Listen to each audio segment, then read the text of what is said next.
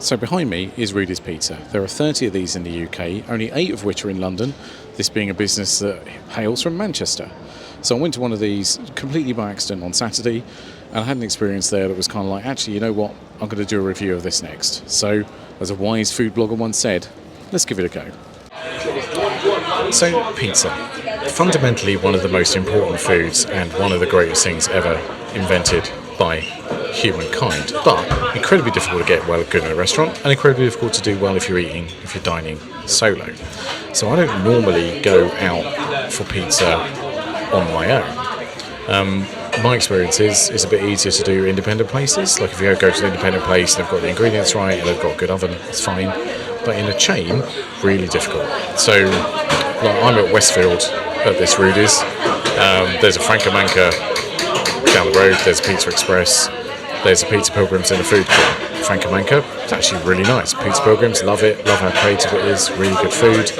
Pizza Express, it's just every time I go to Pizza Express, I look at the bill at the end and how much I've spent, and I kind of feel anger and regret. Like, generally speaking, I don't. There's normally better options. So last Saturday, I was out in town, I was really tired, I was really hungry, and I ended up in the Rudy's in Soho because I'd seen them around and wondered what they were about. And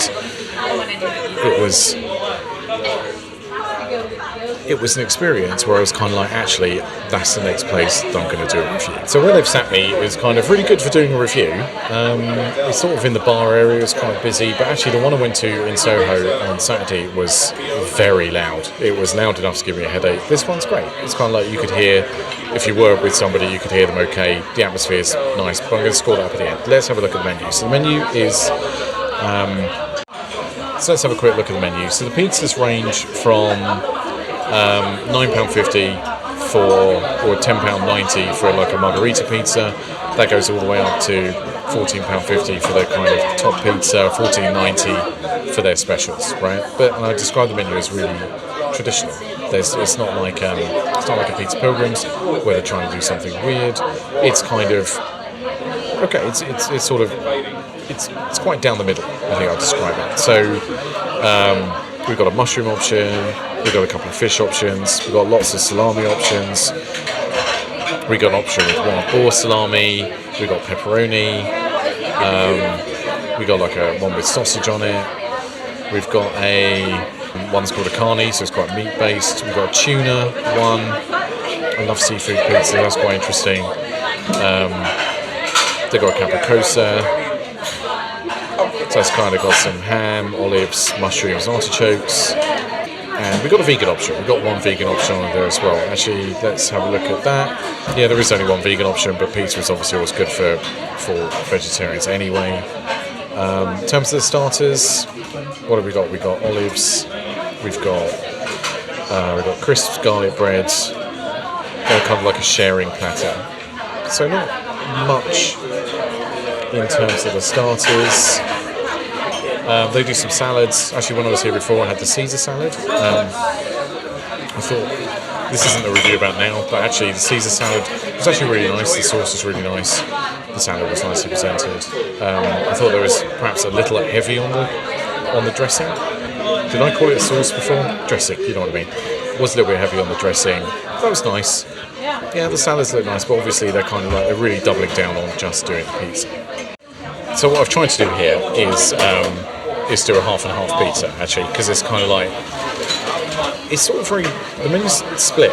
So there's kind of like some quite lighter options, which are kind of very light toppings, kind of fishy toppings, and there's kind of more heavy options, like a lot of kind of salamis, pepperonis. And I wanted to do one which was half and half. Actually, they came back and said, just melt the chef's brain, because it will all kind of end up in the middle. Fine. So we're going to go for the capricosa. So because I don't drink, what I thought would be fun for these reviews is for me to try a coffee, because it's like, what else can I try that's on the menu that is different, right? So here is an Americano. Didn't have any sweeteners, which is a shame. Let's try it.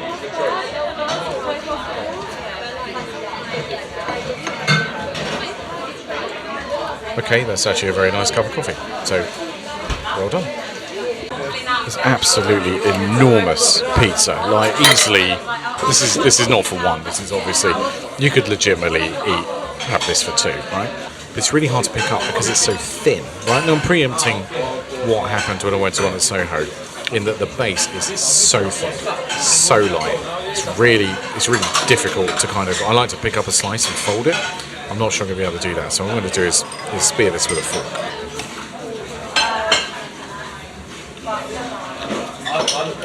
Right, so here we go. What's this like?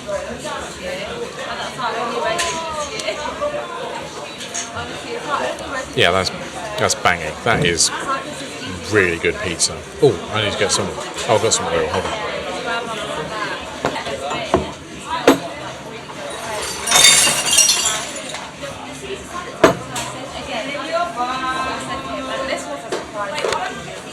So now that it's kind of a little bit shorter, it's easier to fold. Try with a little bit of oil.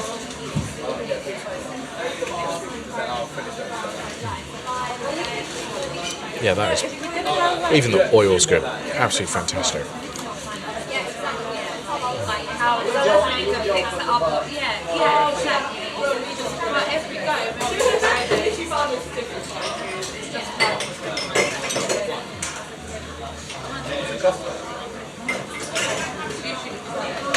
What I'm going to do is I'm going to cut the slice off and let's have a look at the back. So you can see there it's got a nice char on the back. It's really good. So I'm going to have some dinner, watch some YouTube, and I'll get back to you. So here we are in Westfield Food Court, summing up what happened there. And this is just me yapping, and it's obviously just tongue-in-cheek financial advice, but if you happen to be an investor in another pizza restaurant or pizza restaurant chain, I would advise you not to be. They have solved pizza. Fundamentally, they've got it. Whatever it is they're doing with the boat, whatever it is they're doing with the dough, whatever it is they're doing with how they're cooking it, how they're doing their toppings, how they're sourcing their toppings, they've cracked it. It is easily what pizza should be in 2025. It is fantastic. Any other chain restaurant does not come close to delivering what it is that they do. I think there are some things to think about. We'll go through the scores in a minute. The pizza I had this evening kind of wasn't as good as the one I had on Saturday. That's just a matter of taste. So I'm not going to mark them down for that. Coffee was fantastic. I think I would like to see. I'd like to see more on the menu. It is just, hey, you know what? We've got the hang of doing pizza, and that's all we're doing. It's difficult to get a variety of stuff. Realistically, if you're dining there solo, depends what you're doing. If you're going out, for a treat yourself, a little bit of a break, that's great. If you're, going out in the evening after working away, that is easily, a couple of pizzas there. I think if you went and had half of that, took half home, maybe had a dessert, had some coffee, that's going to be the expense account well used. So let's look at the final scores. So starting off with decor, really interesting use of materials, really imaginative. I think when you're dining on your own, it's something to look at, right? So I'm going to give that 4 out of 5.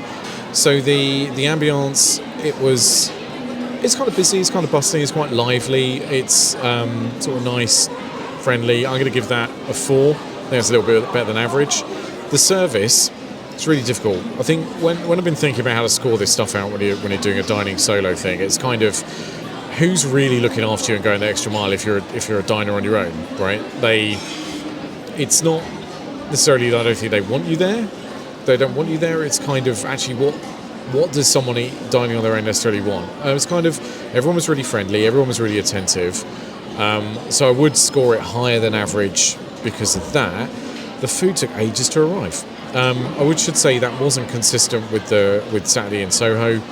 That was a much, much bigger unit, loads more covers, and that food came out almost too quickly. So I'm going to mark that down. I'm going to give that 3.5. The food, I can't really say that they have solved pizza and done something amazing and effectively really raised the bar for all of the competitors without giving it a high score. I do kind of want to give it a 5, but I think because the menu is really limited, I'm going to mark that down to a 4.5. So overall, that gives Rudy's a 4, which for this channel I suspect is going to be really, really high. But anyway, thanks for watching, and I'll see you next time.